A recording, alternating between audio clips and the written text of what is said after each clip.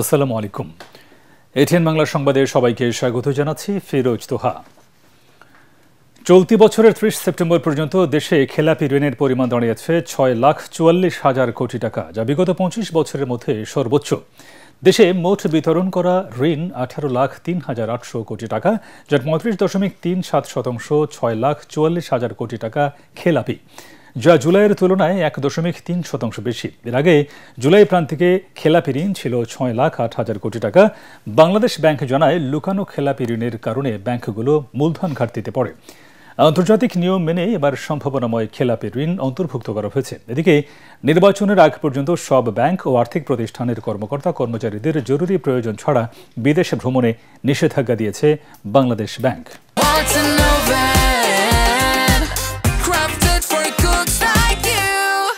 বাংলাদেশের আগামী সংসদ নির্বাচনে ৫০ থেকে ৬০% ভোট পড়লেই তা অংশগ্রহণমূলক হবে বলে আশা করছেন জার্মান রাষ্ট্রদূত ডক্টর রুডিগার লোটজ।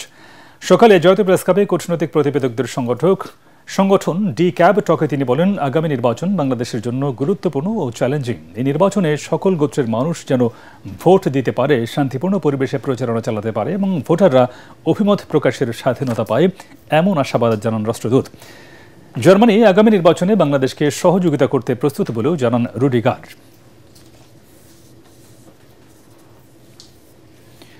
যারা নির্বাচন প্রতিহতের ঘোষণা দিয়েছে তাদের বিরুদ্ধে কঠোর ব্যবস্থা নেওয়ার হুঁশিয়ারি দিয়েছেন প্রধান নির্বাচন কমিশনার এএমএম নাসির উদ্দিন। তিনি বলেন, সুষ্ঠু, শান্তিপূর্ণ ও নিরপেক্ষ নির্বাচন আয়োজনে আইনশৃঙ্খলা বাহিনী সর্বোচ্চ প্রস্তুতি নিয়ে মাঠে নামছে।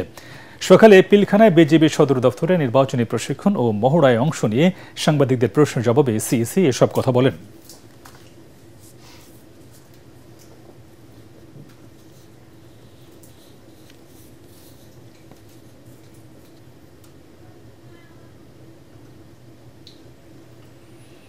নির্বাচনকে সামনে রেখে ৬৪ জেলায় এসপি পদায়ন করে প্রজ্ঞাপন জারি করা হয়েছে। এর মধ্যে ১৮ জন নতুন ও ৪৬ জন বিভিন্ন জেলায় কর্মরত ছিলেন। এর আগে সচিবালয়ে সাংবাদিকদের স্বরাষ্ট্র উপদেষ্টা জাহাঙ্গীর আলম চৌধুরী বলেন, নিয়োগপ্রাপ্ত এসপিদের কেউ আগের নির্বাচনে দায়িত্ব পালন করেননি, মেধাবীদের কেউ বাদ পড়েনি। জেলার নিরাপত্তা বিবেচনায় ৩ ক্যাটাগরিতে এসপিদের দায়িত্ব দেওয়া হয়েছে বলেও জানান উপদেষ্টা। এসপিদের মতো ওসিদেরও লটারির মাধ্যমে পদায়ন করা হবে। যেইভাবে লটারি করার ওইভাবেই লটারি করেছি। এইটার ক্ষেত্রে আমরা 3টা ক্রাইটেরিয়া নির্ধারণ করছি: A category, B category, C category. এটা করা হয়েছে জেলার আয়তনের বেসিস না, আমরা ওই আইন শৃঙ্খলা পরিস্থিতির উপর নির্ভর করে এবং ওই জেলাগুলি নির্ধারণ করে তারপর আমরা এসপিদেরও ওইরকম করছি, কারে করে দিব।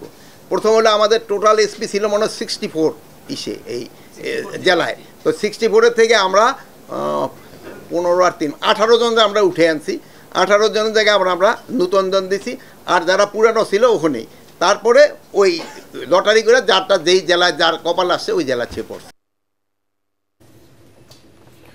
একটি অবাধ ও সুষ্ঠু নির্বাচন নিশ্চিতে সরকারকে সব ধরনের কার্যকরী ব্যবস্থা নেওয়ার তাগিদ দিয়েছেন বিএনপির সিনিয়র যুগ্ম মহাসচিব রুহুল কবির রিজভী। নির্বাচনে যেন সাধারণ মানুষ নির্বিঘ্নে ভোট দিতে পারে সেই ব্যবস্থা নেওয়ার আহ্বান জানান তিনি। বেগম খালেদা জিয়ার সুস্থতা কামনায় সকালে নয়াপল্টনে দোয়া মাহফিলে রিজভী এসব কথা বলেন। এ সময় তিনি অভিযোগ করেন, শেখ হাসিনা হরিলুট করে দেশটাকে অন্য একটি দেশের আজ্ঞাবহ করে রাখতে চেয়েছিলেন। অধ্যাপক ডক্টর মোহাম্মদ ইউনূসের মতো একজন গুণী অর্থনীতিবিদ দেশ পরিচালনার পরও দারিদ্রতা বাড়ায় আক্ষেপ জানান বিএনপির এই মুখপাত্র।